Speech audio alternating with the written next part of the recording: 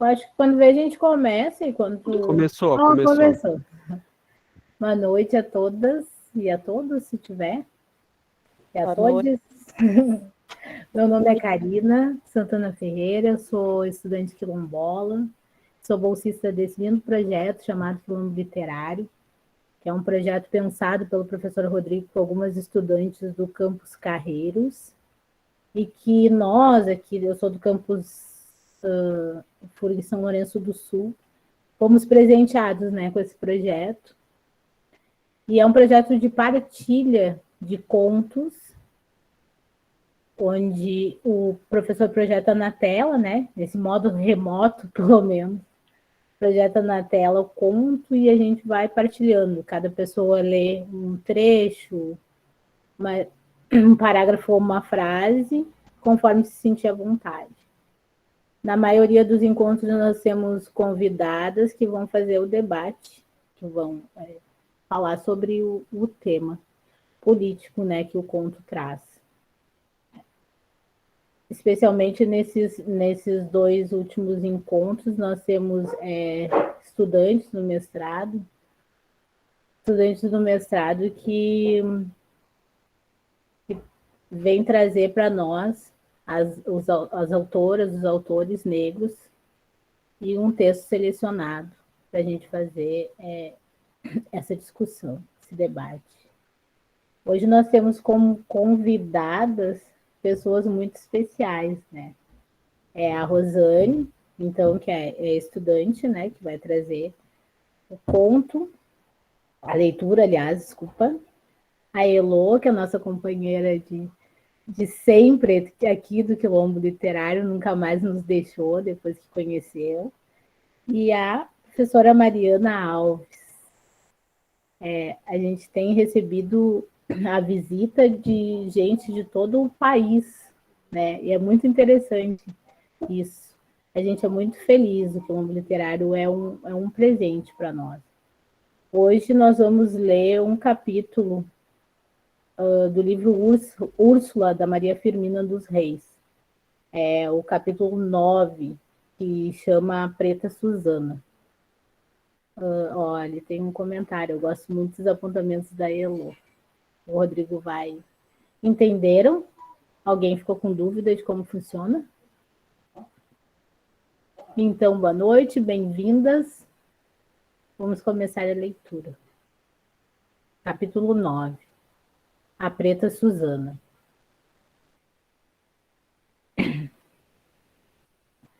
Estavam já feitos os aprestos da viagem, e Túlio, entanto no meio da sua felicidade, parecia às vezes tocado por viva melancolia, que se lhe debuxava no rosto, onde uma lágrima recente havia deixado profundo sulco. Era por sem dúvida a saudade da separação, essa dor que aflige a todo o coração sensível, que assim o consumia. Ia deixar a casa de sua senhora, onde, se não ledos, pelo menos não muito amargos, tinha ele passado seus primeiros anos. O negro sentia saudades, e aí havia uma mulher escrava, e negra como ele, mas boa e compassiva. Lhe serviu de mãe enquanto lhe sorriu essa idade lisonjeira e feliz, única na vida do homem, que se grava no coração com caracteres de amor. Única, cuja recordação não apraz e em que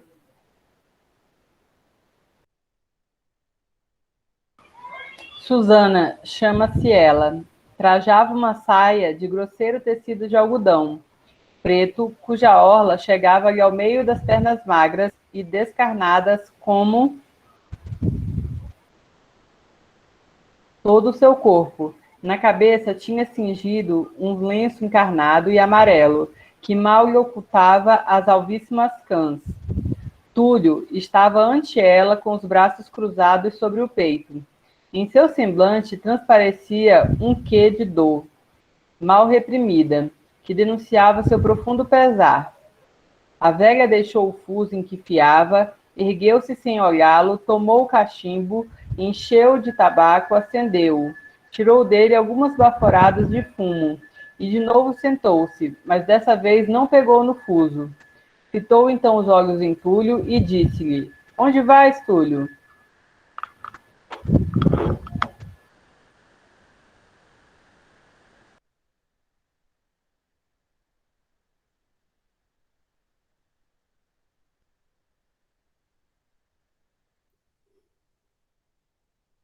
Acompanhar o senhor Tancredo de... Acompanhar... Respondeu o interpelado. Acompanhar o senhor Tancredo, continuou a velha com acento repreensivo. Sabes tu o que fazes? Túlio, Túlio. Depois de pausa juntou. Não sentes saudade desta casa, ingrato? Não, mãe Susana, não me alcunheis de ingrato. Quantas saudades levo eu de vós?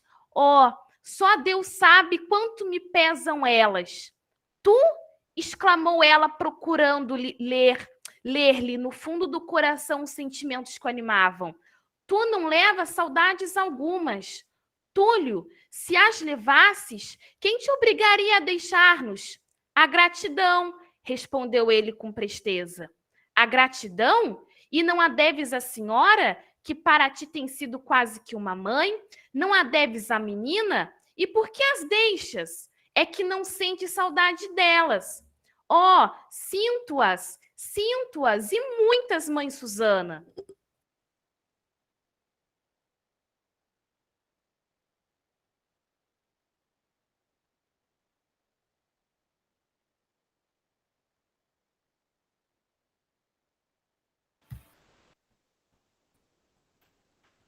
Então não procures ir com esse homem, que apenas conheces.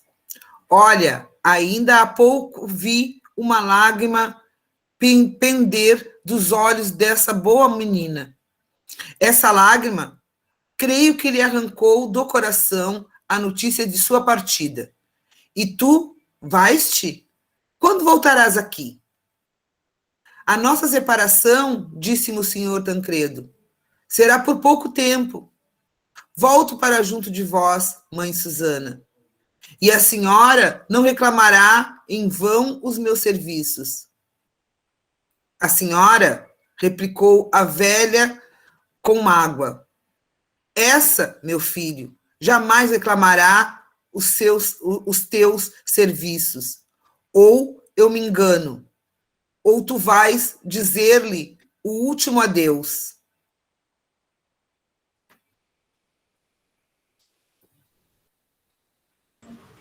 Túlio continuou: Não sabes quanto sofro quando recordo-me de que a nossa querida menina vai tão breve ficar só no mundo. Só, Túlio? Quem a acompanhará? Quem poderá consolá-la? Eu? Não. Pouco poderei demorar-me neste mundo. Meu filho, acho bom que não te vás. Que te adianta trocares um cativeiro por outro? E sabes, tu, se aí o encontrarás melhor, olha, chamar-te-ão talvez ingrato, e eu não terei uma palavra para defender-te.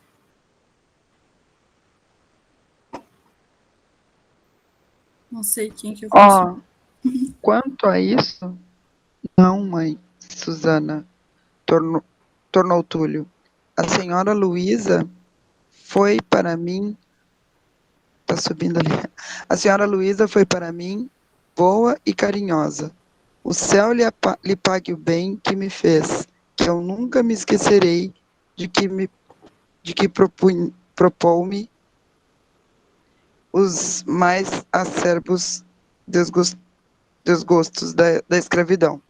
Mas quando ao jovem cavaleiro, e bem diverso meu sentir, sim, bem diverso. Não troco cativeiro por cativeiro, oh não, troco escravidão por liberdade, por amiga liberdade. Veja, mãe Susana, se deve ter limites a minha gratidão, veja se devo ou não acompanhá-lo, se devo ou não provar-lhe até a morte o meu reconhecimento. Tu Tu li- livre? Ah, desculpa. Quem estava falando? Pode Interpus. seguir, Eveline. Não, pode falar, Mara. Tu livre? Tu livre? Ah, não me iludas, exclamou a velha africana, abrindo uns grandes olhos. Meu filho, tu és já livre? Iludi-la, respondeu ele, rindo-se de felicidade. E para quê, mãe Susana?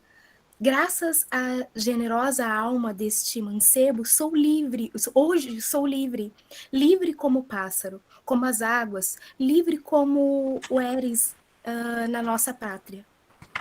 Estas últimas palavras despertaram no coração da velha escrava uma recordação dolorosa.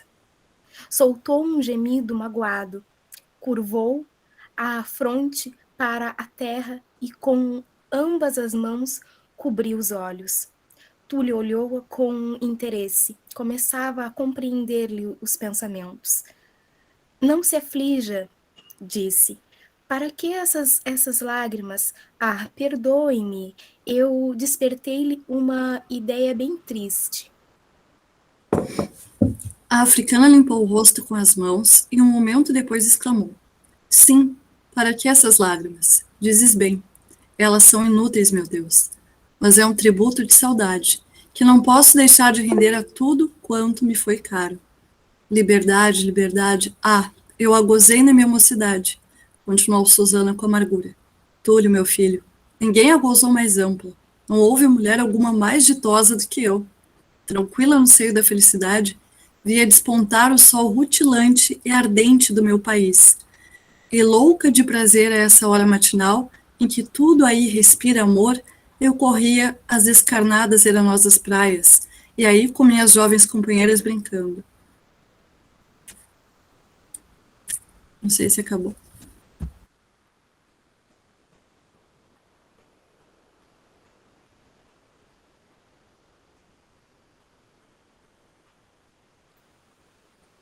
Pode continuar outra pessoa.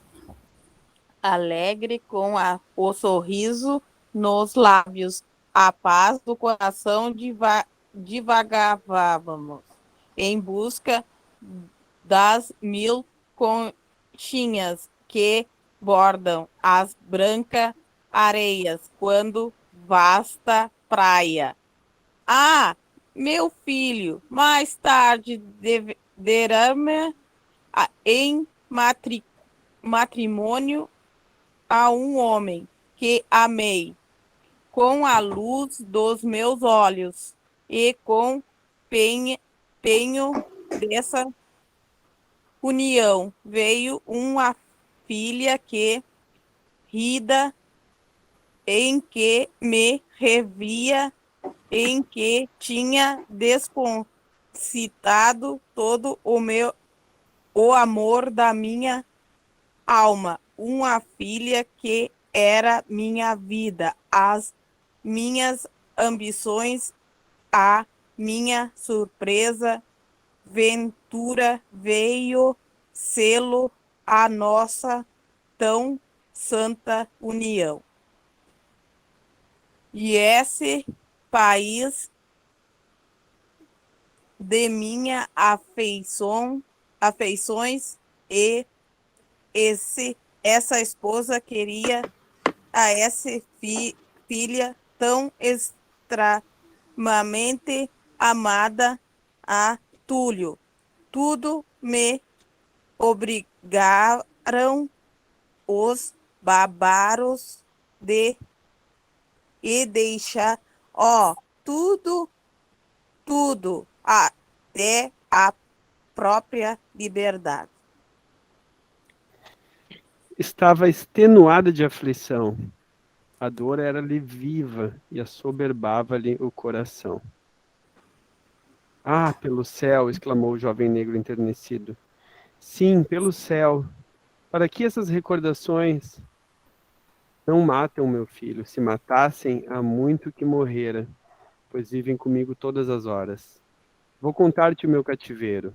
Tinha chegado o tempo da colheita e o milho e o inhame e o amendoim eram em abundância nas nossas roças. Era um destes dias em que a natureza parece entregar-se toda a brandos folgares Era uma manhã risonha e bela, como o rosto de um infante. Entretanto, eu tinha um peso enorme no coração. Sim, eu estava triste e não sabia a que atribuir minha tristeza. Era a primeira vez que me afligia tão incompreensível pesar. Minha filha sorria-se para mim. Ela era gentilzinha, e em sua inocência semelhava um anjo. Desgraçada de mim, deixei-a nos braços de minha mãe e fui-me à roça colher milho. Ah, nunca mais devia eu vê-la.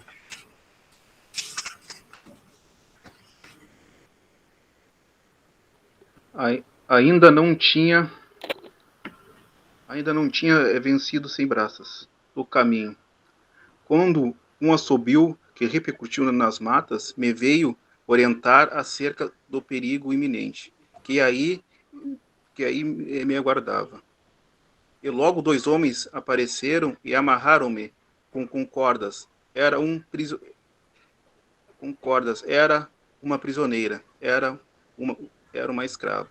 Foi eu que supliquei em nome de minha filha, que me restituísse a liberdade. Os bárbaros sorriam-se das minhas lágrimas e olhavam-me sem compaixão. Julguei enlouquecer, julguei morrer, mas não me foi possível. A sorte me reservava ainda longos combates, quando me arrancaram daqueles lugares onde tudo me ficava pátria, esposo, mãe e filha, e liberdade. Meu Deus, o que passou no fundo da minha alma, só vós o pudeste avaliar.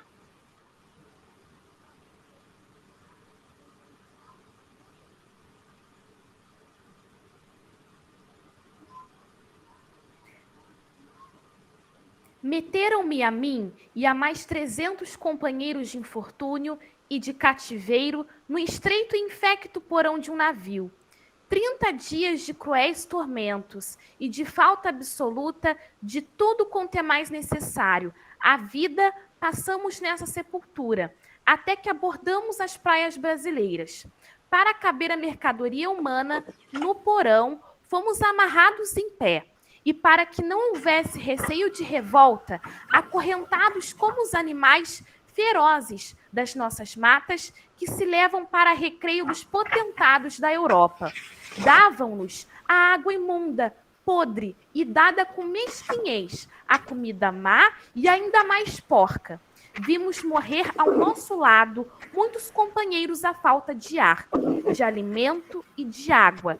É horrível lembrar que criaturas humanas tratem a seus semelhantes e que não lhes dou a consciência de levá-los à sepultura, asfixiados e famintos.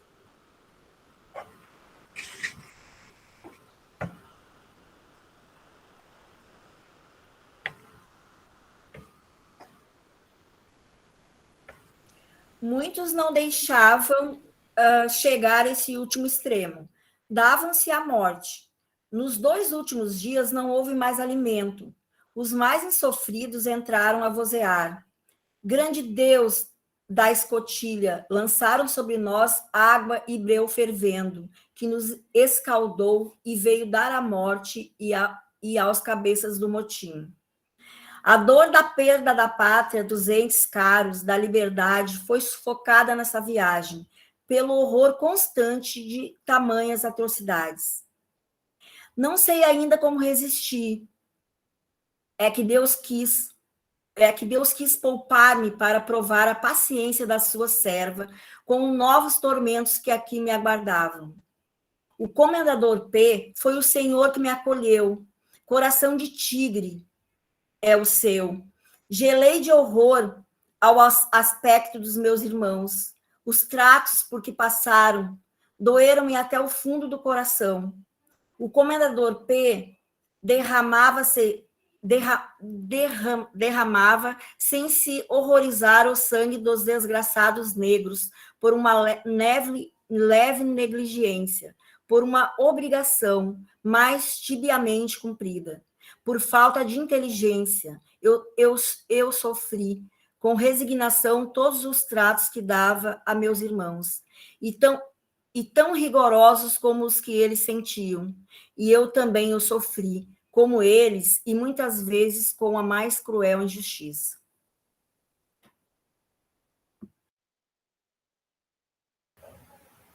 Pouco depois, casou-se com a senhora P. B. E ainda a mesma sorte. Seu marido era um homem mau, e eu suportei em silêncio o peso do seu rigor.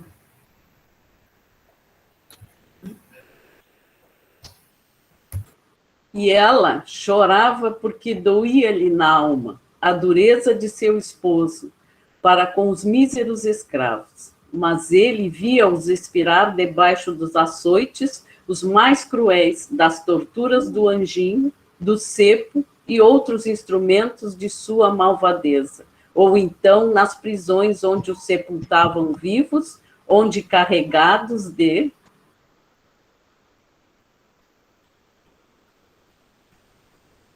ferros como malévolos assassinos, acabavam a existência amaldiçoando a escravidão. E quantas vezes aos mesmos céus.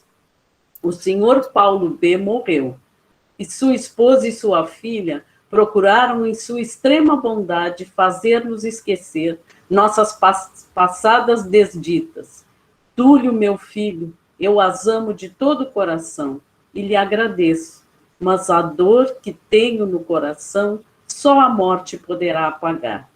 Meu marido, minha filha, minha terra, minha liberdade. E depois ela calou-se, e as lágrimas que lhe banhavam o rosto rugoso gotejaram na terra. Túlio ajoelhou-se, respeitoso, ante tão profundo sentir. Tomou as mãos secas e enrugadas da africana e nelas depositou um beijo. A velha sentiu e duas lágrimas de sincero enternecimento desceram-lhe pela face. Ergueu então seus olhos vermelhos de pranto e arrancou a mão com brandura e, levando-a sobre a cabeça do jovem negro, disse-lhe, tocada de gratidão: vai, meu filho, que o Senhor guie os teus passos e te abençoe como eu te abençoo.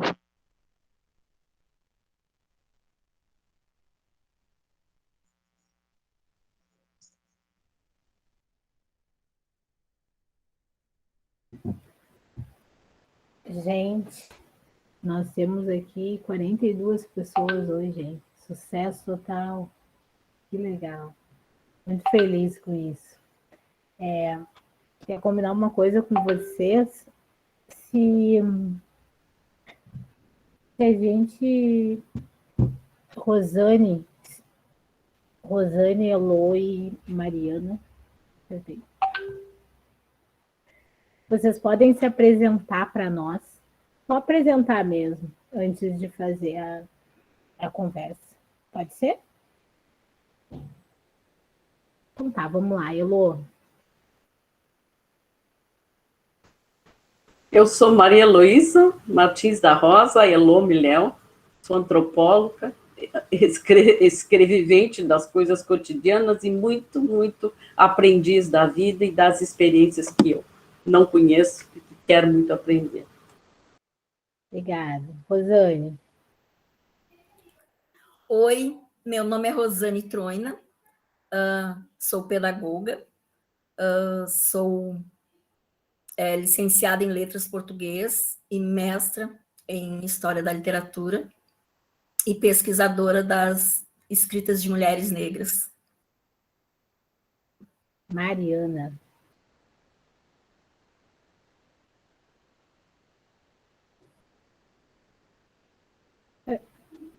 A Mariana levantou ali a mão, mas não sei se ela não está com problema na internet. Eu tô sem energia. Faltou energia aqui no meu bairro. Ai, gente. Dos móveis aqui, estou ouvindo, então, se vocês puderem começar, eu peço já desculpas antecipadamente e vou ficar ouvindo aqui para ver se dá tempo de chegar e eu conecto no computador. Tá Pode bem, ser? sem problema. Ótimo. A gente está pedindo uma. Não, ela não vai conseguir, ela está sem energia. Oi, Sandra. Eu vi que a Raquel entrou ali também, que legal. Então, Rosane, tu poderia te apresentar, falar sobre essa leitura escolhida por ti, enfim. Bom, primeiramente, eu gostaria de agradecer muito a presença de todos, coisa mais linda esse quilombo, né? E da professora Elô, é uma grande honra, e da professora Mariana, né, que infelizmente está aí, vocês viram o que aconteceu comigo, né, o meu computador deu um pane aqui, gente, não andava para nada, assim, não abria nada, né? E aí vai dando um desespero, mas são as consequências, né? A gente não pode, não manda nisso, né? Não consegue, não controla. Pois, eu gostaria de iniciar, assim, falando sobre o meu primeiro contato que eu tive com essa escritora e com essa obra. Foi em 2015, né? Eu estava procurando, porque eu já venho pesquisando sobre autoras negras já há algum tempo, desde a minha época da minha primeira graduação de pedagogia lá na Bahia. Então, é um tema, uma temática que me interessa muito, sempre me interessou. E eu estava pesquisando por um acaso que eu queria concorrer ao mestrado e queria falar sobre uma escritora negra, mas que fosse assim algo mais, não sei, algo mais inédito. Assim, eu tinha em mente alguém que eu ainda não conhecia, e foi de cara. Assim, eu fui pesquisar escritoras do século XIX, queria alguém lá, né? De antes, assim, e encontrei a Maria Firmina. Engraçado que eu me questionei, assim, por que que eu nunca ouvi falar da Maria Firmina dos Reis, né? Quando eu comecei a ler as pesquisas sobre ela, assim, que eu não consegui contato de primeiro com as obras da Firmina, assim, porque estava, na época, acho que tinha esgotado, e também era muito difícil a gente encontrar. Eu me questionei, por que será que essa escritora tão potente assim não está aí, a gente não encontra nada sobre ela, né? Inclusive, gente, o que mais me chamou a atenção assim, foi porque Maria Firmina ela não tinha um rosto e não tem um rosto ainda, né? É uma escritora maranhense, ela nasceu em 1822, né? Lá no Maranhão. Aos 5 anos de idade, ela ficou órfã, né? E foi morar com uma tia. E segundo as pesquisas, né, os pesquisadores, essa escritora era filha de uma escrava forreada, né? O pai a gente não tem muito ainda, né? Ainda se pesquisa muito, né? Mas não temos muita coisa a dizer assim. Provavelmente ele era algum homem branco, não sei. Isso a gente cogita, né? Porque tem muita coisa sobre a Maria Firmina que está ainda na obscuridade, né? Ela ficou silenciada durante mais de um século. 116 anos, mais ou menos. O livro mesmo, Úrsula, ficou no obscurantismo, assim. Por um acaso, ele foi encontrado num sebo no Rio de Janeiro pelo biógrafo da Maria Firmina, por um acaso, assim, ele estava fazendo uma pesquisa e encontrou, né, o livro com o título Uma Maranhense. Não tinha Maria Firmina ainda, era por uma maranhense, né? Úrsula por uma maranhense. Então, e também outro fato, assim, que eu tô trazendo coisas assim, porque é muita coisa para falar. Então, nesse momento aqui, são só as coisas mais pontuais para que o quilombo mesmo sinta-se instigado a conhecer e a ler sobre Maria Firmina e a sua obra. Então, ela esse romance ele ficou no obscurantismo, né? Não era assinado por ela, pela Maria Firmina dos Reis, através das pesquisas desse biógrafo e de outros estudiosos, né? Que se chegou a Maria Firmina dos Reis lá no Maranhão, né? Assim, consta que nos estudos assim de pesquisadores que talvez a família dela, essa tia que a criou, tenha tido mais posses assim para incentivá-la nos estudos, né? Que com 25 anos a Maria Firmina ela tornou-se professora, ela passou no concurso público, a primeira mulher, né, negra a passar num concurso público para professora de primeiras letras. E ainda mais, ela fundou uma escola mista, né, onde estudavam meninas, né, também. Inédito para a época, né, porque geralmente as pessoas, os senhores, né, de posse, mandavam seus filhos estudar no exterior, né, pagavam para estudar em casa, né, com professores particulares, e a Maria Firmina ela teve essa ousadia de criar uma escola mista, né, só que ela foi tão perseguida que com 2 anos essa escola se fechou. Ela foi musicista, poeta, ela escreveu conto à escrava, não é só Úrsula, né? Ela escreveu conto à escrava, ela escreveu Cantos à Beira-Mar, que é de poesia.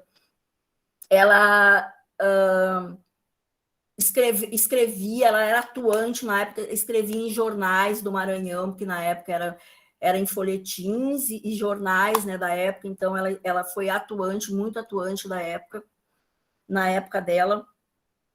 E assim, o que mais me chama atenção, né, que ela era ela era uma mulher do seu tempo, né, mas a obra Úrsula mesmo, ela se destaca por trazer a voz, né, dos escravizados, um fato inédito, né, na nossa historiografia. Vocês viram aí na passagem desse capítulo, que é um capítulo potente demais para essa obra, uma obra romântica, mas que tem toda aquela coisa do amor de um casal branco, né, que é a Úrsula, que é o nome do livro, com o Tancredo, né, que é o mocinho da história, o moço, né, branco, mas que no capítulo 9 toma essa proporção, que é onde a gente vê a voz do escravizado pela primeira vez na historiografia brasileira, né? A preta Susana falando para o Túlio sobre liberdade, contando sobre toda a travessia, desde quando ela foi tomada lá na África, como foi feita escrava na África, falando de toda a travessia, dos horrores que ela sofreu dentro desse navio, né? Então, ela antecedeu 10 anos ao Castro Alves, porque 10 anos depois que a gente ouviu falar sobre um relato assim, né, parecido, digamos, né, com esse da Maria Firmina, porque o Castro Alves traz a questão do albatroz, que é essa ave que carrega, né, o eu lírico nas costas, digamos assim, que ele enxerga de cima do tombadilho. Maria Firmina coloca a preta Susana lá no porão do navio, né, para nos mostrar realmente essa realidade. Então, é uma escrevivência, né, é uma escrita de vivência, né, mesmo a gente, né, sabendo que, claro, né, Maria Firmina, com certeza, ela nunca esteve na África, né, mas com certeza ela teve contato com essas leituras, né, importantes, assim, porque ela traz esse relato que lembra a Cabana do Pai Tomás também, não sei se vocês já leram, mas são relatos assim também que a gente encontra no Romão Baquaqua, que foi um escravizado da África que veio para o Brasil assim, e que ele tem um relato parecidíssimo com esse da Firmina. Mas assim, gente, o que me chama muita atenção é que Úrsula é uma coisa linda essa obra, porque ela é inédita em muitos detalhes, né?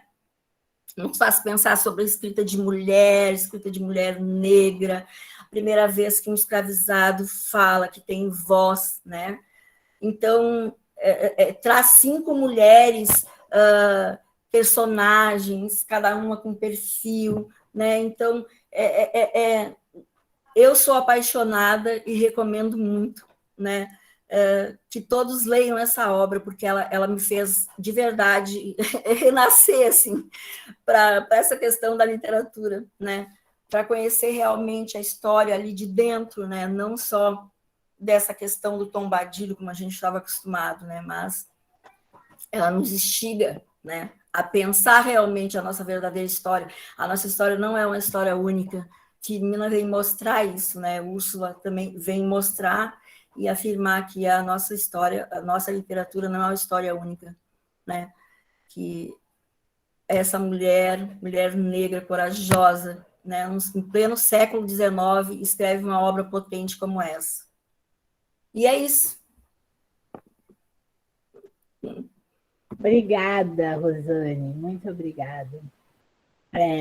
Elô, contigo, para estar falando sobre isso. É de suspirar fundo. Teria muitas e muitas coisas. Eu pensei tanto, eu fui nos meus alfarrábios ver o que eu poderia. Mas quando a gente começa a ler o conto e ouvir o conto, e agora vendo a colega falar, o próprio conto, para mim, já explica o porquê que ele nunca foi divulgado, porquê que ele não foi, pela sua potência, pelo seu sangue que está ali, pela história que conta, pelo questionamento que ela traz. Me remeteu diretamente à obra de Carolina Maria de Jesus, que também é uma escrita da vivência, do que era a vida dela na favela.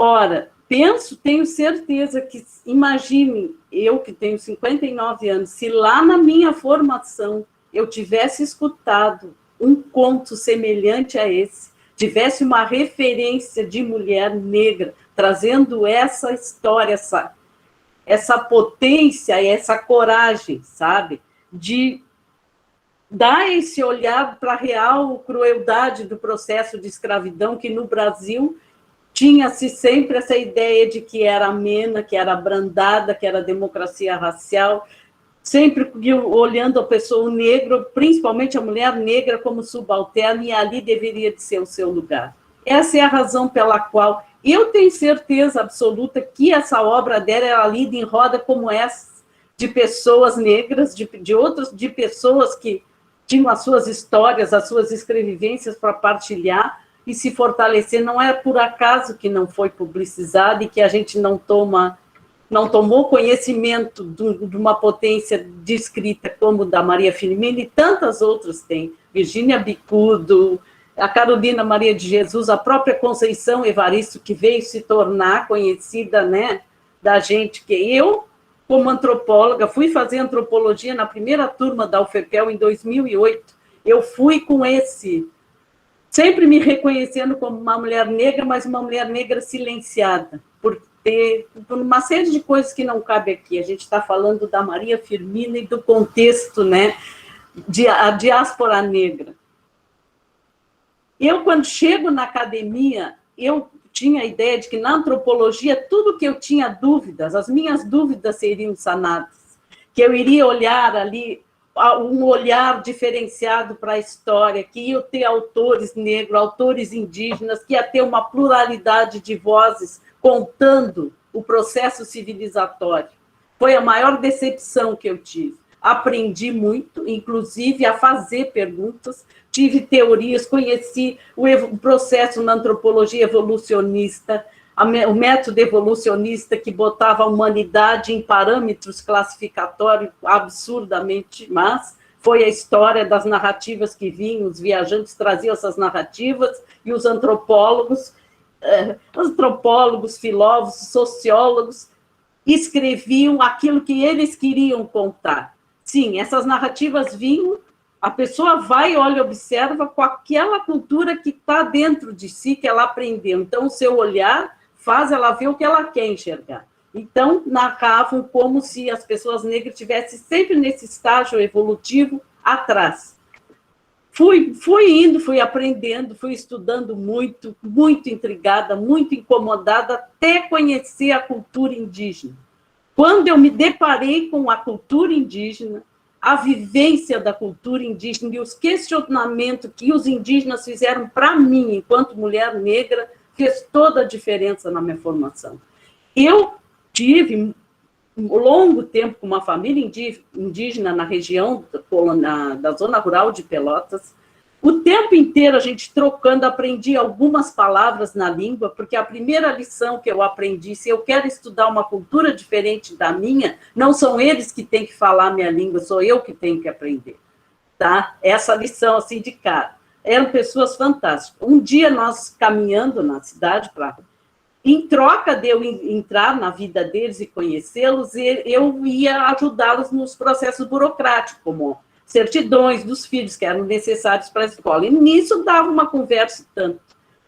Uma certa vez alguém ofendeu ele, eu me ofendi, como sendo da minha cultura, e ele nem bola deu, seguiu comendo a fruta dele, que ele estava sempre comendo bergamota, um Biá-Guarani. Aí eu saí de lá indignada do lugar, assim, louca de vergonha do que tinham dito para ele.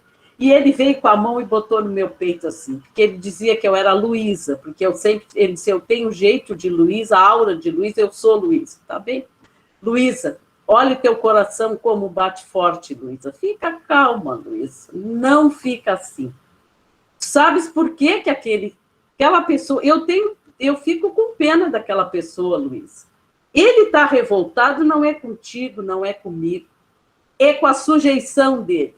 Ele está num trabalho que não tem nada a ver com aquilo que ele talvez sonhou para a vida dele, só que ele se contenta com o que lhe oferecem, porque ele não estudou, porque a cultura de vocês só dá valor para quem vai para a academia e passa a metade da vida estudando, e usando teorias, linguagens, essas linguagens aí de vocês que muitas vezes nem vocês mesmos sabem. Então, ele não sabe o lugar dele, ele não sabe a ancestralidade dele, ele não sabe as influências dele, o valor da cultura dele. E, Luísa, ele disse, eu gosto muito da tua companhia, de estar contigo, mas eu vou te dar um conselho de pessoa que te quer bem. Vai estudar a tua ancestralidade, a tua etnia. Ele não disse etnia, vai estudar a tua raça. Vai estudar a importância que eu dizia, contei para ele que meu pai era negro, o meu pai era uma pessoa bem velha, nascido em 1913, era filho de pessoas escravizadas, ele disse, tu tem uma riqueza aí para te entender, tu vai entender todo o processo que, embora quisessem matar essas pessoas ao açoite, elas não se deixaram abater, elas lutaram assim como nós. Para mim, foi a maior aula de antropologia, de sociologia, de filosofia que eu recebi.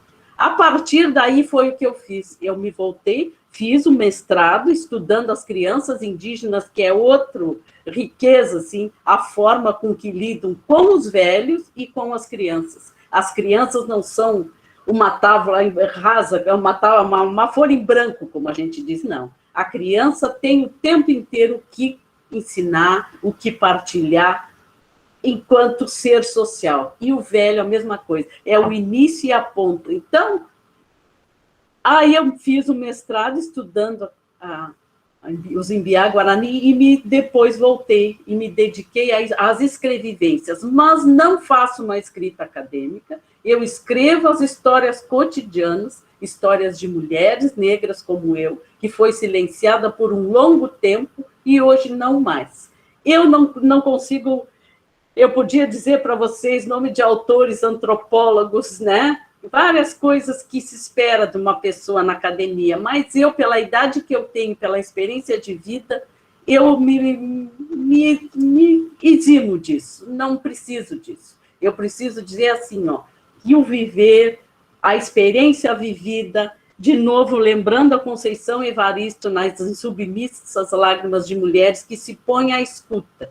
E aí ela fala assim, tá, mas e aí? A história? A história não é inventada? porque a história, a partir do momento que ela sai daquele contexto e é narrado por outra pessoa, ela sofre todo um processo de transformação com a minha subjetividade. Mas, pois bem, é inventado, mas é contos que se inventam, eu jamais vou conseguir trazer a fala. Então, para mim, é isso aí. O conto dela, o silenciamento que a Maria Firmina e todas as pessoas negras têm, não é por acaso. Se essas histórias fossem tema da academia, fossem coisas para se ler nos livros, garanto que ninguém estaria hoje sofrendo, vendo um negro, uma pessoa negra ser morta a cada meia hora, sabe? A nossa cultura não sendo valorizada por essa riqueza, porque não é só a dança, que é muito bom, eu amo dançar, tenho ginga no corpo, adoro um tambor, mas não é só isso. Toda a estrutura, todo o Brasil se ergueu com o conhecimento, com as teorias, com as técnicas dos africanos. Os povos originários deram a sabedoria da medicina e os negros toda a estrutura que a gente vive hoje. Então, não é pouca coisa. E esse silenciamento não é por acaso, é de propósito. Desculpe que eu me alonguei, mas eu me emociono demais, porque mexe comigo aos quase 60 anos. Muito obrigada, desculpe. Que linda a tua fala, Elô. Uma fala muito bonita, leve, suave. Muito obrigada mesmo por ter aceito esse convite. A Mariana, ela vai falar para nós, com nós, mas com a câmera desligada, porque ela está sem energia. Então, Mari, está contigo. Se quiser te apresentar. Só para registrar que eu moro no Amapá. Então, vocês sabem o que é que nós passamos aqui com apagão, com falta de internet. Estou com dados móveis, com o computador, mas eu estou sem energia. Então, eu vou preferir ficar com a câmera desligada, para como eu arrumei aqui o negócio, fiz o dever de casa todinho, eu vou seguir as minhas anotações. Já peço, assim, desculpas antecipadamente. Bom, primeiro, boa noite. Para mim, assim, é uma satisfação estar nesse momento compartilhando com vocês. Antes de tudo, gostaria muito de agradecer ao convite da Lorena, a Rosane também, que eu tive a oportunidade de falar antecipadamente, a Elô, que está aqui agora, né? São falas assim muito... eu estou bem emocionada aqui, né? Até acho que estou meio gaga, mas tudo bem.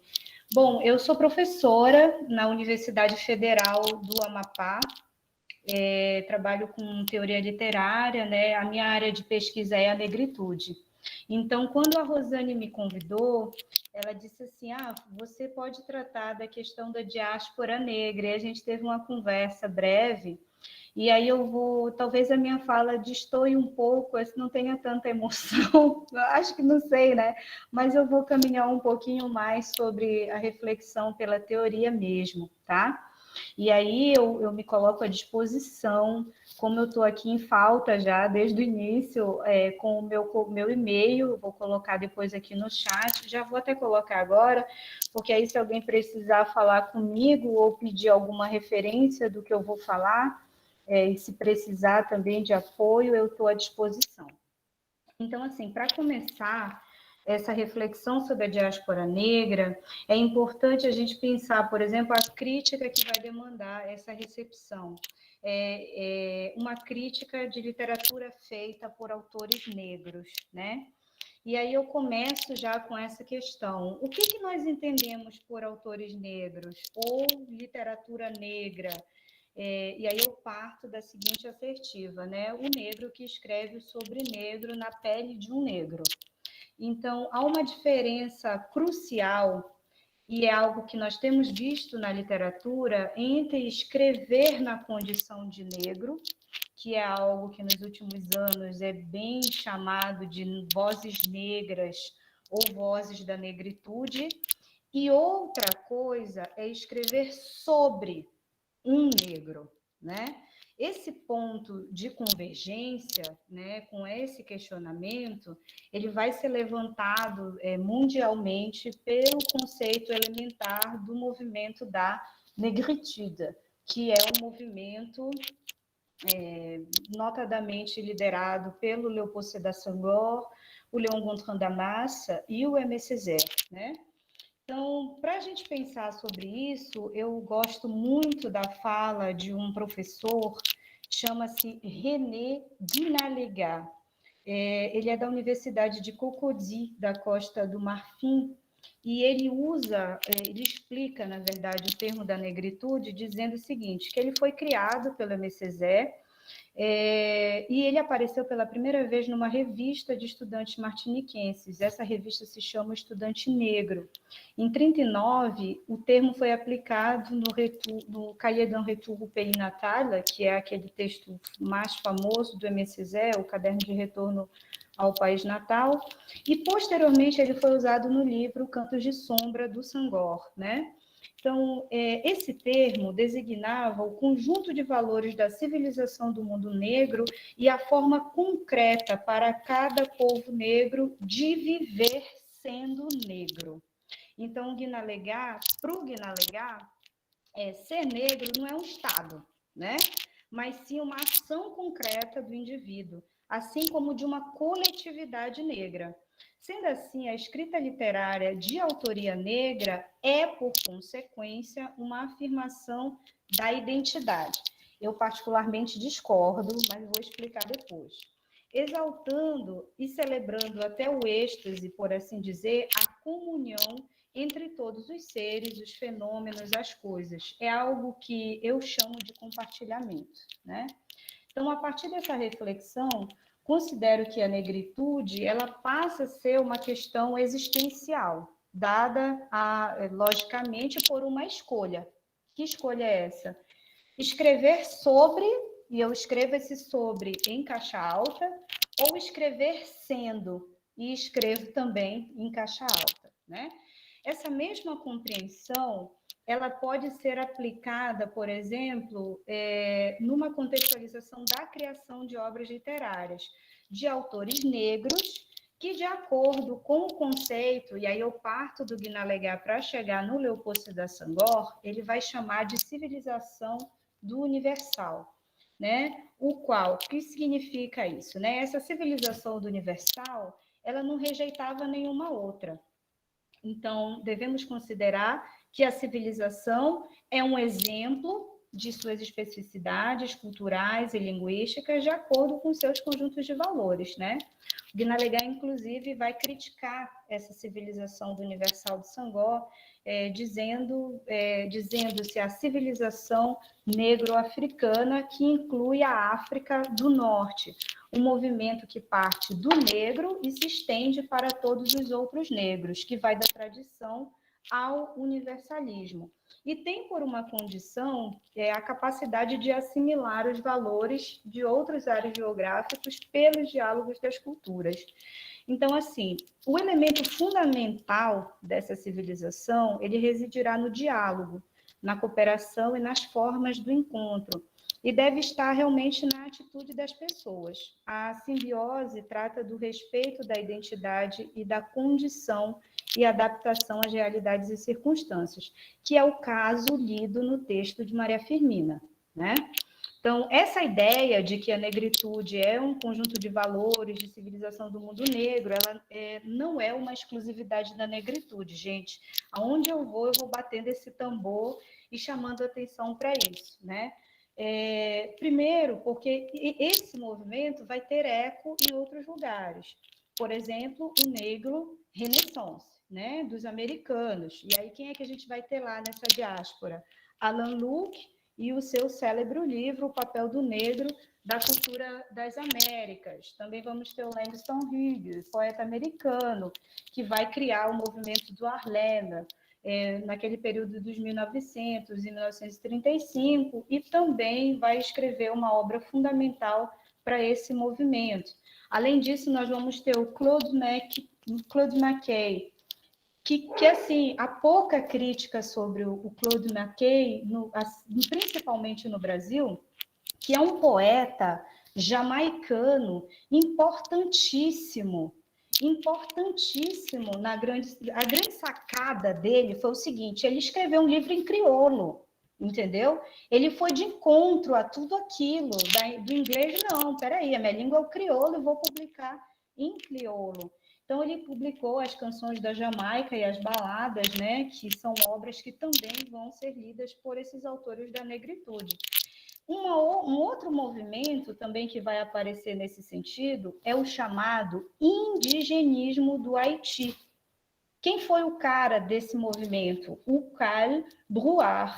E ele era o quê? Um jornalista e um poeta estudioso da cultura haitiana. Ele teve uma vida assim bem conturbada, porque era rico, obviamente, né? E ele escreveu uma única obra. Essa obra é escrita, eu traduzi como Escrito em uma Fita Rosa. É uma obra de 1927. E qual foi a grande sacada dele? Ele escreveu a Revista Indígena, a primeira revista indígena no Haiti, em parceria com Jacques Rouman, Émilie Roumet, que também vão compor as outras publicações. Nessa cena também, Etienne Leroux, que é um poeta e jornalista nascido na Martinica, foi cofundador da Legítima Defesa, que é aquela revista que vai colocar para o mundo o que é a negritude em 32. Então, é interessante lembrar que a Legítima Defesa, ela começa com um questionamento sobre a identidade. Eu apagaria esse termo. Eu prefiro identidade, não. Eu prefiro identidades, no plural mesmo, né? E aí acontece, o que eu vou falar aqui vai igualzinho no sentido do que a Rosane falou anteriormente. Essa revista, que teve impacto no mundo inteiro, ela ficou totalmente silenciada na Martinica. Por que vocês acham? 40 anos, gente. 40. O texto conhecido no mundo inteiro, a teoria debatida no mundo inteiro e na Martinica, ninguém leu. Que era o país de origem da maioria desses autores, né? Então, é importante que o mesmo acontece com a obra da Maria Firmina dos Reis, né? Que nós lemos. E aí, é interessante que lá na abertura desse livro tem uma apresentação. E nessa apresentação está escrito assim: o trabalho da maranhense foi ignorado por mais de um século e continua pouco conhecido, apesar das tentativas de resgate realizadas a partir de 1970. Quer dizer, os próprios organizadores reconhecem isso na abertura do livro. E aí, né, a Legítima Defesa, que vai ser essa publicação importante de 1932, vai projetar uma série de lutas, na verdade, né? Um discurso contra um discurso que vai ser levantado pelos países que foram colonizados, né? E uma coisa interessante que também não é ressaltada, também contra as suas próprias burguesias, as suas próprias localidades, né? E as burguesias ocidentais e as suas burguesias, né, dos seus países. E aí não tem como a gente passar sem falar do Fanon, Em Pele Negra, Máscaras Brancas, que é um texto essencial, né? E interessante também lembrar que o Fanon, ele vai fazer um contraponto que se opõe diretamente à teoria sangoriana e também os outros autores da negritude, né, que ficou marcado na negritude, né? Os textos tratavam da sociedade colonial da Martinica, incluíam poemas e temáticas ligadas às raízes culturais da sociedade. Então, no mais, a gente pode dizer assim que a negritude, ela se direcionou para um debate também de aceitação e reconhecimento de ser negro em valores e crenças. Com o tempo, agregou-se a ideia que seria uma contribuição dos negros à civilização universal. Eu já vou encerrar, porque talvez tenham perguntas, acho que eu já até passei do meu horário aqui. Tem um pesquisador que eu gosto muito, ele chama Piu Ngadu, né? Ele é professor na Universidade de Louvain, no Congo, né? E explica um sentido psicológico sobre a significação dessa conjunção que projeta a negritude. E é uma pena que a minha câmera não está ligada agora, porque eu queria olhar para vocês dizendo isso, né? Porque realmente é algo que me... Assim, por muito tempo, essa literatura de autores negros, feitas por autores negros, ela vem de uma equação que se forja num sentido emoção-ritmo ou no sentido emoção-imagem negra. E para o Nengadu, né, essa negritude, na verdade, é uma metáfora. E ela aboliu a similaridade aparente do sentido para se tornar um princípio e um significado. Eu, particularmente, discordo dessa conjunção negritude e emoção. Por quê? Porque eu não entendo que a emoção é negra nem branca. Começa por aí, né? E atrelar a ideia de emoção à negritude, de certa forma, para mim, é sustentar um arquétipo imaginado, né? A escolha da poética, por exemplo, da estilística africana, ela não é arbitrária. As variantes, elas são culturais, elas não são emotivas, né? Então, o Fanon, ele vai criticar esses autores negros que mantiveram a perspectiva de negro-emoção e vai, digamos assim, que compartilharão esse sentimento de assimilação de branco, negro, né? E que, para que fosse necessário, vai despertar também para a necessidade de que o negro se oponha a essa questão do negro-emoção e, ao invés disso, associá-la à questão da razão. Então, nesse caso, gente, a identidade ela não pode ser essencialista. O Fanon, o ideal para o Fanon seria libertar o ser humano da condição de negro ou branco ou de qualquer outra coisa, ressaltando que o autor considerava nessa perspectiva que ser branco, obviamente, tornava a existência da pessoa mais fácil, né? Então, assim, tem outros autores que vão ser eleitos, né, como negros, são chamados pela teoria, né, como negros contemporâneos. Existe toda uma crítica em torno dessa literatura politizada, essa literatura que reivindica o lugar da pessoa negra, mas o negro falando de si mesmo, né? Porque quando você pega um poema que diz assim, era um sonho dantesco o tombadilho, tinir de ferros estalar do açoite, legiões de homens negros como a noite horrendos a dançar, não é você que está dançando nesse tombadilho. Você está falando de um negro que está dançando nesse tombadilho, né? E aí, essa questão, ela vai ser muito bem discutida por um autor que eu gosto muito, também pesquisador de uma outra universidade, que é o Biondi. Ele vai tratar dessas questões sobre a importância da publicação de literaturas escritas por negros e que tragam um negro nessa liderança. É isso, gente. Eu acho que eu já acabei o meu tempo. Desculpa. Obrigada. Muito obrigada, Mariana. Muito obrigada pelo teu esforço em estar aí se virando como pode, né? Para nos prestigiar com a tua fala. Bem, gente, está aberto para perguntas, considerações. Tenham à vontade. Se quiserem levantando a mão, melhor.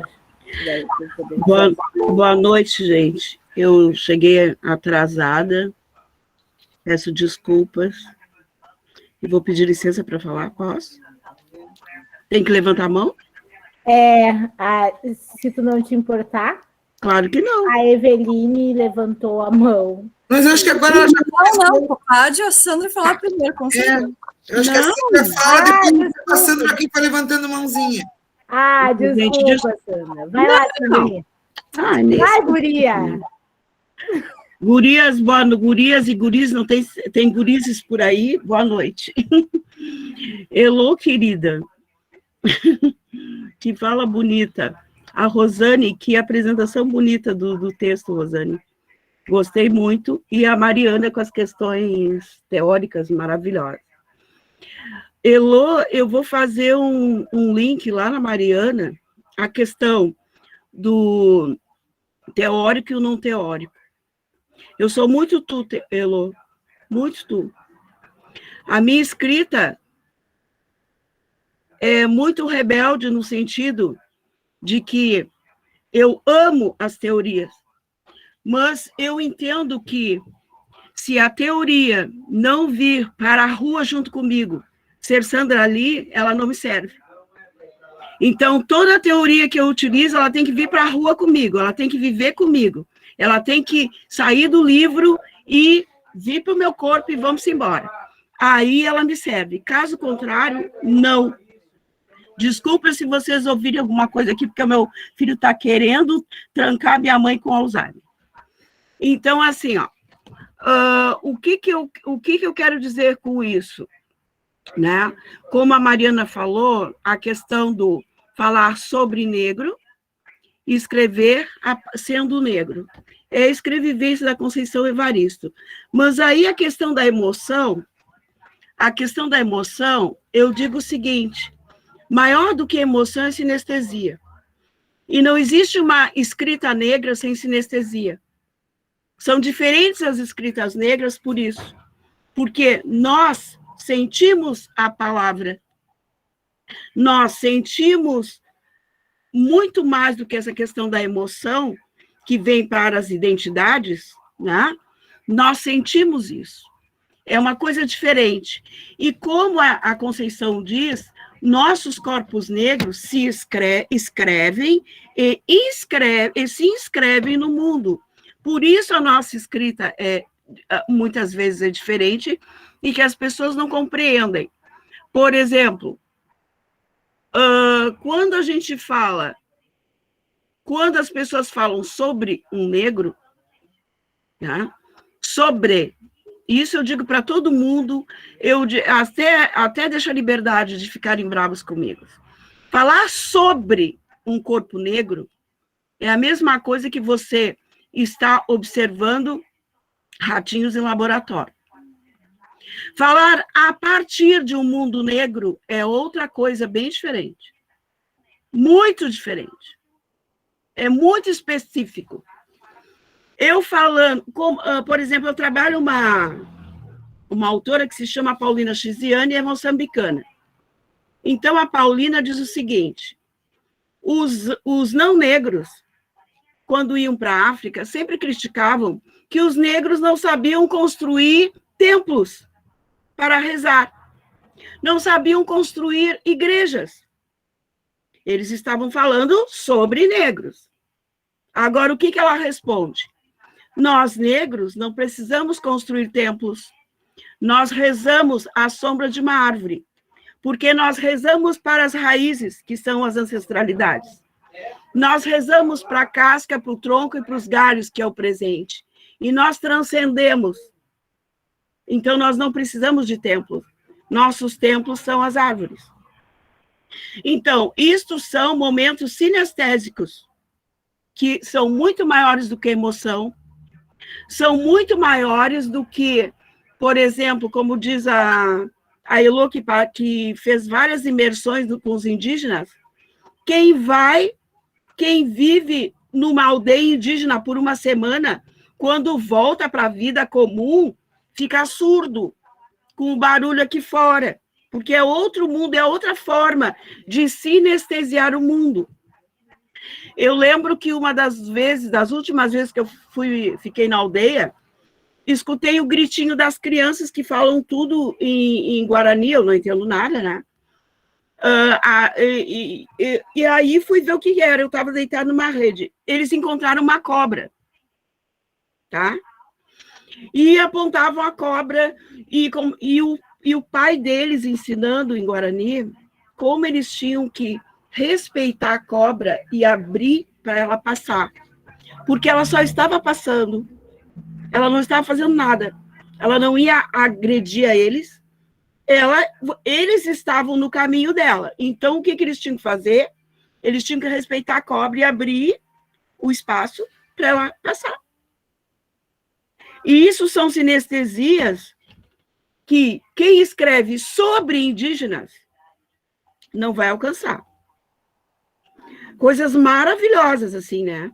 Do tipo, tu dá uma fruta para uma criança indígena, tem 10 crianças, cada uma vai dar uma micro mordidinha naquela maçã. É a coisa mais linda de se ver, né? Então, isso nenhuma teoria nos dá. essa vivência, essa sinestesia maravilhosa, eu estou dizendo isso para vocês que um dia que eu fui a uma aldeia, me sentei na grama para comer uma maçã e começaram a ouvir um par de olhinhos, mais 2 pares de olhinhos, mais 10 pares de olhinhos, eu não consegui morder a maçã, eu dei para a primeira criança e vi eles se distribuírem daquela maneira, de uma corporeidade, numa comunidade, numa solidariedade maravilhosa. E o que faz com a gente? Eu fiquei com vergonha. Nunca mais eu cheguei na aldeia com uma maçã, né, gente? Então, assim, ó, esse tipo de sinestesias, elas são próprias daquele grupo, né? E a questão do, por exemplo, assim, ó, a diáspora, né? O Carlos Moore diz o seguinte: a África é dividida em 6 partes, 5 estão dentro da África e a 6ª parte está fora, que é muito maior. Por quê? Existe a diáspora que está fora, a diáspora brasileira é um caldo cultural, os diaspóricos brasileiros, os diaspóricos americanos é outro caldo cultural, os diaspóricos italianos é outro caldo cultural, né? Então, em cada um desses, os negros vão responder de outra forma. Os diaspóricos de dentro dos Estados Unidos é outro caldo cultural. E aqueles artistas, aqueles escritores, aqueles literários, aqueles teóricos vão escrever a partir do seu caldo cultural. Eu costumo dar um exemplo no seguinte: se a gente pegar o miolo de pão, é o miolo de pão, e eu separo 3 copos apenas, um com caldo de pêssego, outro de figo, e outro, sei lá, de morango, e boto o pão mergulhado em cada um. Tudo é pão, mas cada um vai responder de um jeito. Quando eu provar aquele miolo de pão, um vai ter pão, mas com gosto de pêssego, é pão, mas com gosto de morango, é pão, mas com gosto de figo. Essas são as questões culturais e sinestésicas, né? Então, assim, ó, eu também, Elô, tenho muita dificuldade de escrever teoricamente. Muita. E eu penso que a teoria, por vezes, peca. E eu peguei essa semana, gente, já vou dizer para vocês, um texto dentro de uma disciplina que eu estou falando, literatura e oralidade, que eu tinha vontade de rasgar as folhas. Porque eles associavam um texto em francês, que foi traduzido. Então, quando dá uma espécie que eles falam da negatividade com relação a textos, ele faz uma comparação infeliz do tipo, como é que eu vou dizer assim, essa negatividade do texto são assim, ó, são aspectos negros que significam, por exemplo, coisas ruins, coisas que dão medo. Vocês acreditam dentro de um texto, uma coisa traduzida, isso? Tudo que não prestava era associado a negro. Um texto francês traduzido. E eu disse para minha professora, pelo amor de Deus, eu detestei essa parte do seu texto aqui. E ela disse para mim, mas é a tradução? Sim, mas é aquele caldo cultural frio que traduz a coisa desse jeito. E como é que a gente aguenta uma coisa dessa? E tu não vai reclamar, né? Voltando agora, que eu já vou encerrar para não atrapalhar mais ninguém. Por exemplo, quando a gente fala, eu não sei se vocês assistiram essa semana, eu assisti o Festival de Poesia de Lisboa, onde teve a mesa de Mia Couto e Boaventura, né? Eles falando a questão de que, por exemplo, um rio para determinado lugar, que agora me esqueci onde o Mia falou, que ele enche de repente e forma umas, como é que eu vou dizer para vocês? Ele forma tipo umas barrigas, vamos dizer assim. Para eles, o rio estava grávido, o rio engravida. É uma sinestesia que vem de um grupo africano que é só deles. E que não tem, como é que eu vou dizer? E não tem outra forma da gente descrever e escrever sobre isso, né? É só aquele grupo. Então, eu falo assim, Mariana, que maior do que a emoção é a sinestesia. E existe um texto, que agora esqueci o nome do autor, que diz que a inteligência está no coração e que a gente precisa pensar com o coração, que é onde estão todas as emoções e todas as sinestesias humanas e para onde vai toda a escrita negra. Por isso que muita escrita negra, que geralmente aqui no Brasil, a gente tem uma escrita negra com língua madrasta portuguesa, eu sempre digo, né, que a língua portuguesa é uma madrasta. Muitas vezes não dá conta do que a gente quer escrever. Desculpa. Encerrando. É isso, Sandra, para que pedir desculpa? A tua fala é sempre uma alegria para nós, né? Tu compartilhando desse teu vasto conhecimento e a gente trocando contigo. Muito obrigada. Obrigada pela presença de sempre, obrigada pela fala. A gente adora te ouvir. Marielda.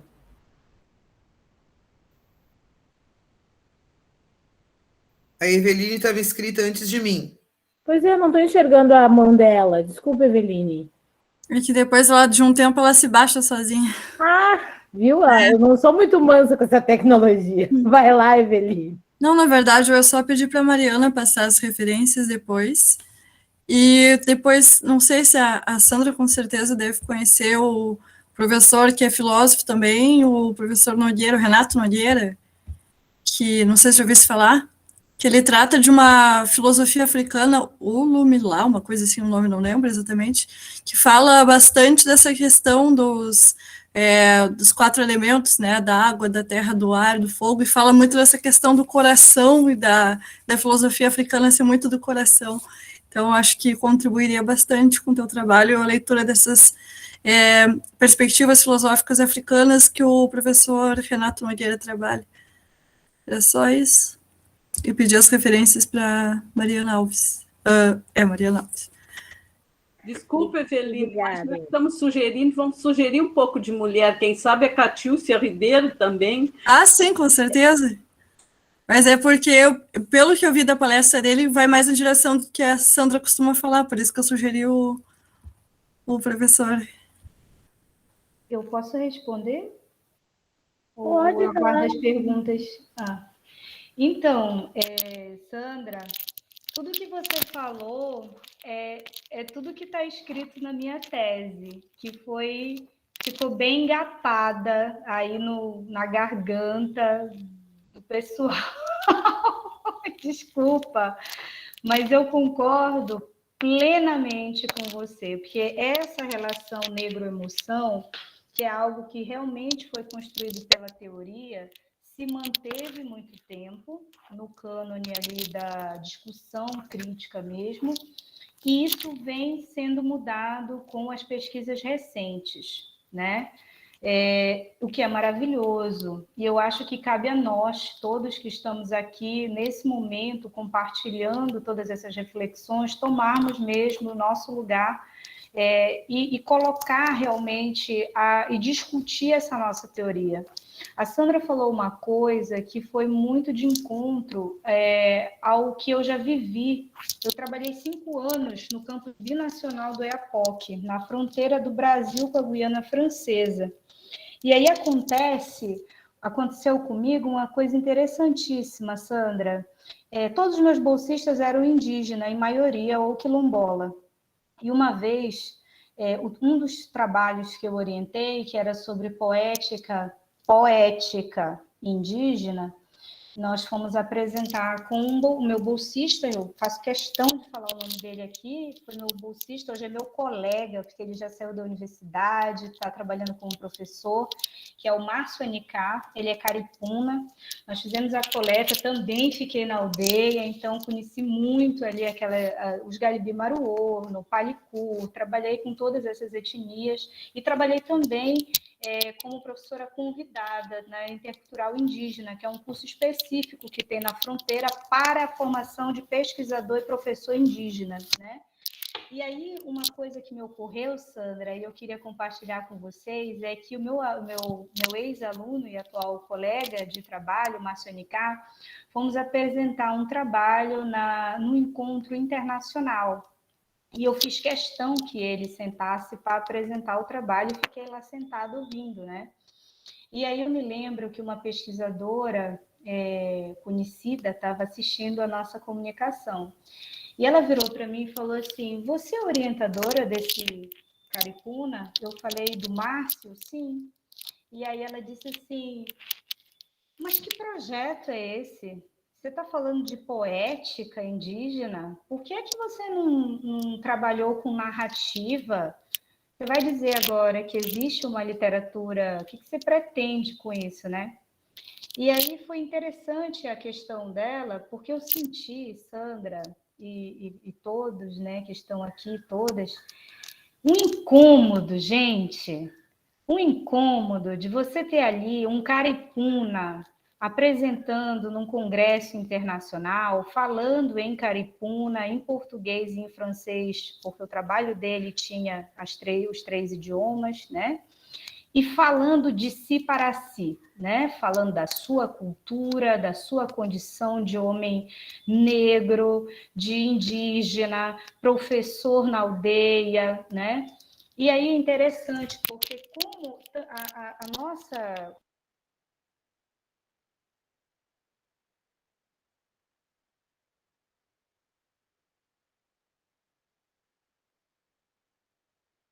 Mariana. Oi. Perdão, apertei aqui. A gente não tem como fugir da oralidade, né? Quando se trata de literatura indígena, quando nós falamos de poética indígena, de literaturas em línguas africanas, né? Em línguas outras que não são inglês, francês e espanhol, gente, não adianta. Isso vai criar um caos, vai incomodar. E é muito importante que nós possamos discutir essa teoria. Sabe por quê, Sandra? Porque é isso que está aí posto. Enquanto nós, enquanto pessoas pesquisadoras, leitores, ouvintes e viventes de uma cultura que buge, né, que está ali se transformando o tempo inteiro, é isso que vai estar lá. Quando você chega num momento de pesquisa e diz assim, olha, eu discordo da teoria negro-emoção, por quê? Porque isso, e traz toda essa questão da oralidade, você causa um novo espaço. É claro que vai dar uma incomodada, mas, assim, se somos muitos, aí não tem mais como a gente fugir desse debate, né? E, Eveline, eu mandarei sim. Se você quiser mandar o seu e-mail, eu posso salvar aqui e te mando direitinho, sem problema, tá bom? Obrigada. Obrigada, Mariana. Não, o pessoal está comentando ali, ó. Acho que sou eu, né? É, turma. Então, boa noite a todas, todos e todes. Acho que aqui é a única que recém estou me apresentando é para Mariana, meu nome é Marielda e eu estou falando de Pelotas. Eu vou começar por algo que a Sandra trouxe, e eu já tinha pensado em fazer a minha fala a partir daí, a Sandra trouxe na fala dela também, né? Que é essa questão da própria diáspora, né? A gente sabe que a diáspora foi a dispersão de vários povos, né? Não foi de um único povo, porque na África também existem vários povos que foram deslocados para, né, toda parte do mundo. Mas aqui no Brasil, se a gente for pensar, teve algo que se deu de forma diferente, né? A Sandra trouxe ali o exemplo dos Estados Unidos, outras localidades. Porque lá, por exemplo, nos Estados Unidos, as pessoas conseguiram, na sua grande maioria, permanecerem juntas, suas famílias. Aqui no Brasil, se deu de uma outra forma.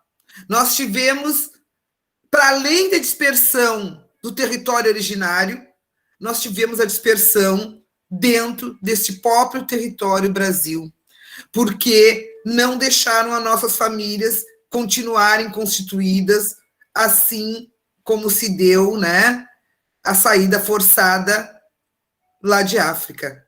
E nós chegamos aqui e nós fomos, né, falando de quem nos antecedeu, colocado metade da família para um lado, metade da família para outro, e isso nos fez ter várias perdas, né?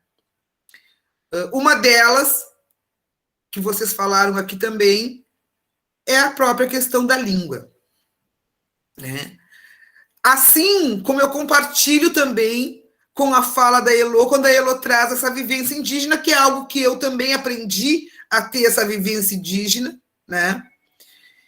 E hoje, por exemplo, para mim, eu penso que é algo que é, sim, da nossa ancestralidade negra que chegou aqui e se encontrou também com este povo originário dessa terra e que juntos aprenderam muito.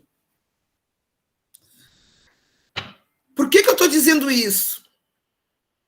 Porque, primeiro, a Elô trouxe a questão da invisibilidade e de nós só podermos conhecer algumas das nossas escritoras, enfim, escritores também, mas aqui falando de escritoras negras, né? Só a partir do final do século XIX e assim mesmo, né? Com muita dificuldade, a coisa foi se construindo no século XX e a gente chegou no século XXI tendo a possibilidade, eu estou dizendo a gente enquanto homens e mulheres negros, tendo a possibilidade de ter o contato com essas literaturas e com esses escritores, né? Que também nos trazem uma outra questão, que é a questão de que a Mariana falava, do escrever sobre e do escrever sendo, né? A Sandra, no nosso encontro da semana passada, ela nos deu um exemplo muito feliz, muito gratificante, a partir da própria história dela, que nos emocionou a todos, sim, mas eu não consigo perceber o grau de dororidade da Sandra. Só a Sandra, escrevendo sendo, sabe o grau de dororidade dela. Só eu, com a minha pesquisa, também sei o grau de dororidade que é para mim. E vou dizer mais, assim, é muito mais fácil, sim, talvez por isso essa invisibilidade e por isso percorreram este caminho, né? Não só por isso, mas também por isso. É mais fácil falar sobre, falar do outro. E é mais fácil, da mesma forma, negar a presença do outro. Assim como também tentam nos negar quando somos nós que protagonizamos, quando somos nós que falamos sobre nós. Quando somos nós que trouxemos, sim, as nossas dificuldades, as nossas incertezas e as nossas possibilidades.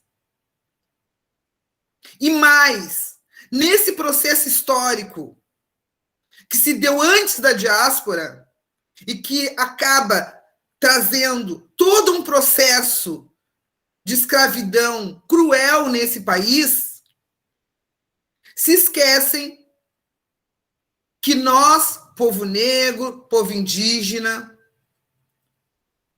manifestamos todos os sentimentos.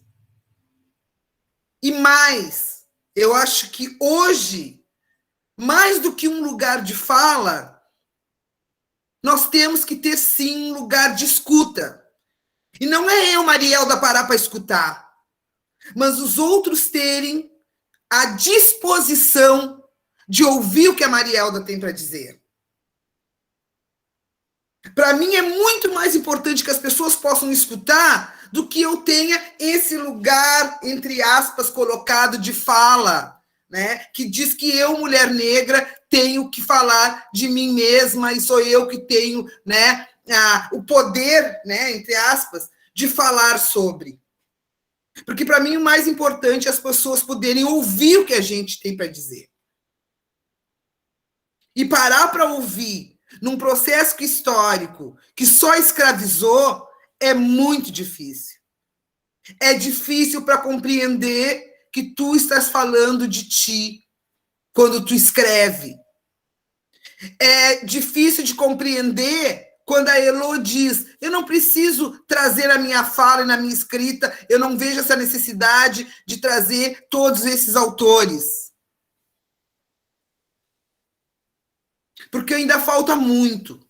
E eu quero só terminar aqui a minha fala dizendo que nós, negros indígenas, nós vivemos e somos fruto de uma civilização de humanidade.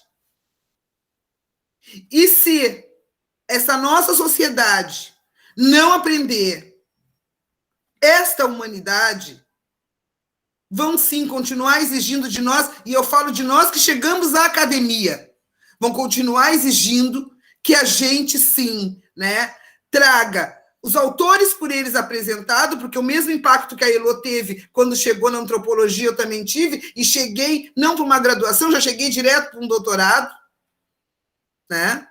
E tive essa sensação, porque os nossos não estão ali colocados. Os nossos continuam, embora já tenhamos muito, mas continuam sendo invisibilizados. E aí essa humanidade que a gente carrega nos nossos princípios civilizatórios, dos nossos povos originários, negros, indígenas, acabam por não conseguir essa base estrutural que, para mim, particularmente, é o que essa nossa sociedade de hoje está precisando. Está precisando se centrar e está precisando perceber que o que importa é a preservação da vida e das vidas. Porque não dá mais para dizer: ah, mas vocês já conseguiram avançar. Sim, avançamos num processo histórico muito cruel, muito sofrido, porque é um movimento de negros e de indígenas, e olha aí o exemplo que os indígenas estão dando nesse momento. É esse movimento que faz com que a gente ainda tenha resistência. E tendo resistência, a gente existe. Que nós tenhamos, através de Maria Firmina, de Conceição Evaristo, né, da Carolina Maria de Jesus, continuar com essa perspectiva, inclusive para as nossas escritas enquanto acadêmicas. Agora, que não me façam perder a minha essência civilizatória de humanidade. Eu sempre digo, quando eu erro, talvez eu sofra tanto quanto, porque quando eu erro, eu cometo algum erro, eu me cobro, porque eu vou lá na minha matriz civilizatória para rever os meus erros. Eu não vou buscar nessa dinâmica de punição, de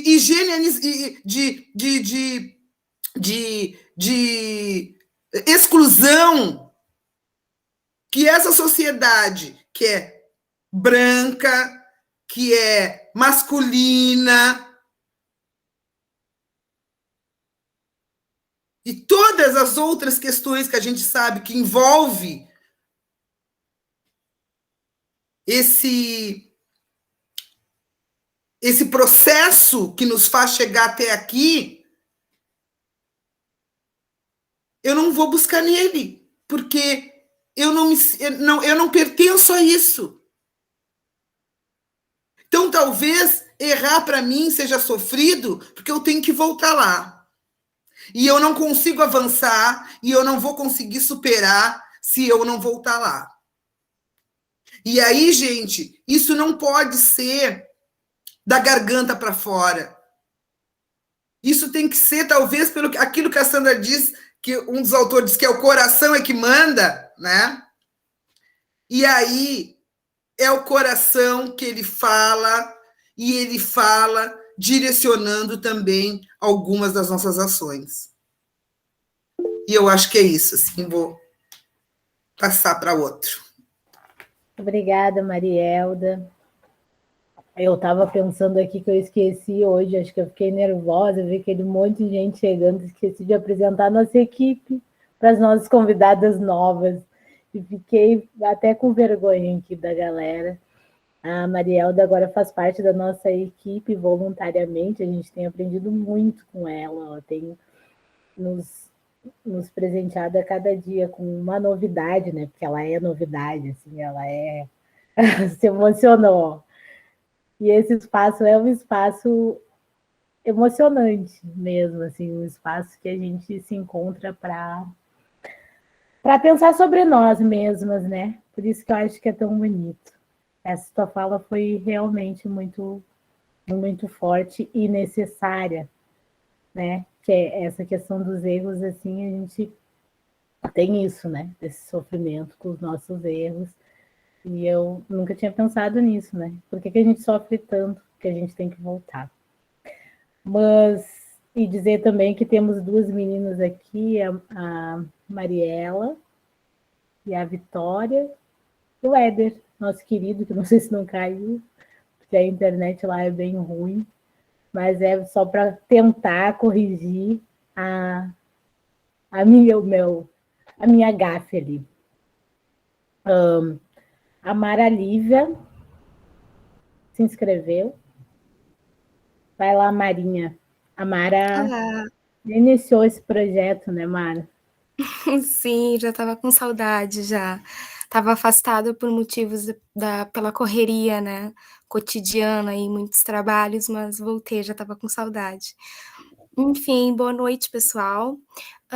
Eu só queria aproveitar o gancho dessas falas maravilhosas, só para colocar uma questão que a gente já sabe, né, sobre o livro ABC, né, da liberdade. Eu acho que cabe falar um pouquinho sobre isso, aproveitando o gancho, né, de quão é importante, né, e não é só a questão da importância, mas o quão a gente precisa ter cuidado quando a gente trata, né, das questões atinentes aos negros, né, tendo em vista, né, do que ocorreu com este livro, né, que romantizou, né, a escravidão e acabou passando uma imagem, né, totalmente distorcida do navio negreiro, né? Então, eu acho que volta toda a fala de que a Sandra pontuou, né, também, a Marielda também, da questão da sinestesia, da emoção. Então, a escrita negra, ela tem disso, né? Todo esse, não que, né, que a escrita não negra não possa também, de certa forma, passar isso, mas a gente tem que ter um cuidado maior, porque são vidas que foram ceifadas com todo esse processo, né, de escravização, que eu eu chamo também, né, posso colocar também que, né, como em lugar de holocausto, né, foi um holocausto negro. Então, era só isso, só para pontuar a questão mesmo do fazer esse grifar, né, a questão do ABC da liberdade, porque eu acho que cabe falar sobre isso e mostrar o nosso, né, o nosso pesar em relação a um livro que poderia ter sido tratado da escravidão, né, de uma outra forma, uma vez que é um livro, né, infanto-juvenil. Eu acho que era só isso, pessoal. Muito obrigada. Obrigada, Mara. A gente tem inscrito aqui a Maravilha. Deixa eu só falar uma coisinha. A Coronel se inscreveu ali. Quem sabe a gente faz o print. Eu não sei se a Mariana já caiu, né, porque estava acabando, a professora Mariana estava acabando a bateria dela. E se ela poderia abrir a câmera, por acaso. Se não, todos que estiverem presentes, eu convido para abrir, porque já está estourando quase 8 horas e as pessoas começam a sair, né? Infelizmente, a gente já baixou de 40 para 32. Então, quem sabe a gente aproveita o momento agora e aí encaminham as falas finais depois. Ela está sem energia, Rodrigo, então por Pois mais que ela... é. É noite, então por mais que ela... Ah, tá. Não, mas ela está aqui ainda, então tá, beleza. Pelo menos fica o registro ali do nome. E agradecer também, né, não só as outras falas, aproveitar porque depois não vai sobrar tempo, mas pela participação da Mara, que já nos trouxe, né, a Maria Firmina no outro momento. Então, né, já tinha apresentado a autora, a gente trabalhou com Conto à Escrava, e é muito legal te ter aqui, Mara. Vamos lá, então. Ao print, né? 1, 2, 3 e... Foi. Beleza. Valeu, gente. Continuei. A Eveline. Vai lá, Eveline. Teu microfone está desligado, Flor. Eu disse que eu até esqueci o que eu ia comentar. Deixa quieto, então, fica pro próximo. Luciana. Gente, boa noite. Eu não queria deixar de falar uma coisa que é atinente assim ao meu lugar de fala, né, de professora que tentou trabalhar com Úrsula, e eu vou puxar um pedacinho de uma história, mas antes eu queria dizer a propósito de tantas coisas que vocês contaram e que eu desconheço, que quando a gente fala nessa troca, né, nessa ecologia de saberes, o Boaventura diz, a academia tem uma série de saberes que são atinentes a ela, mas ela, nessa pretensão, ela desconhece tanta coisa, e hoje foi um exemplo tão bonito disso, né? Essa formação que a gente faz, sentando, lendo, estudando, que me orgulha muito, ela passa ao largo de tantas coisas fundamentais, e é isso que justifica que a gente tenha essa militância para que esse muro caia, para que essa barreira seja cruzada, porque a academia tem muito a ganhar com esse conhecimento, né, de cultura e de vida. E a gente pensa que o nosso saber importa para fora, mas o movimento Boaventura diz extensão ao contrário. Não é a universidade levar o que ela tem para fora do museu, é a universidade beber nesse fecundo manancial de saberes que fica alheio, né, e a gente perde tanto. Então, reconhecendo, né, essa força, essa grandeza do que eu não conheço, do que eu não sei, eu gostaria de contar para vocês, imagino que já esteja terminando, por isso que eu me inscrevi, porque é uma falinha muito pontual. Quando eu conheci esse romance Úrsula, eu me encantei por ele. E eu dava aula de literatura brasileira justamente desse período romântico. E aí foi muito interessante que, assim, gente, o que é uma produção marginal? Eu mandei um contato para a professora Zaide, que era a diretora da editora Mulheres, vinculada à Universidade Federal de Santa Catarina, e encomendei um livro, era assim, ó, o e-mail pessoal para ela, eu fiz um...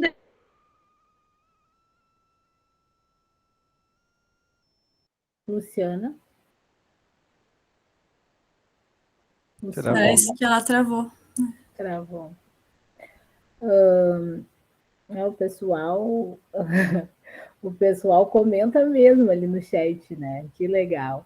Gente, quero agradecer a presença de todas, de todos e de todos.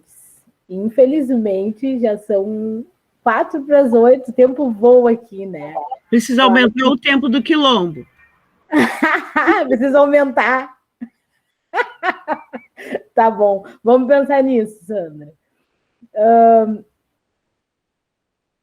Então, nós vamos pedir para a Rosane, para a Elô e para a Mariana, se ainda tiver, tá aí a Mariana, para as considerações finais e se despedir. Muito obrigada mesmo pela presença de todo mundo. Eu sugiro começar com a Mariana, que estava já, com a professora Mariana, que estava já com a bateria lá nas últimas.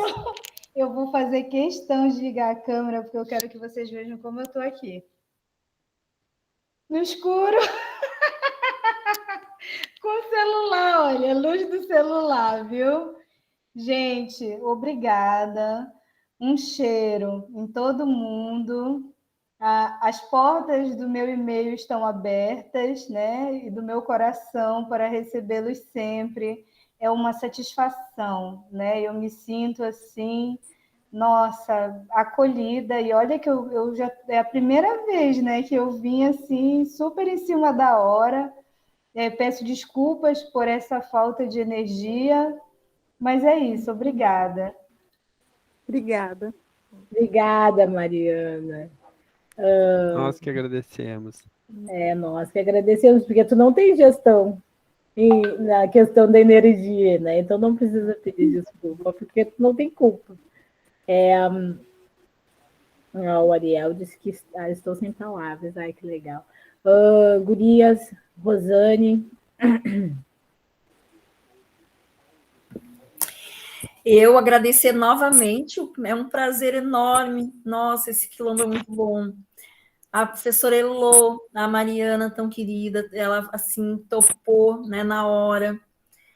Então, só agradecer, né, visibilidade sempre para a Firmina, que é o que ela merece, né? Eu trago Firmina no peito, né? A imagem mais nova dela.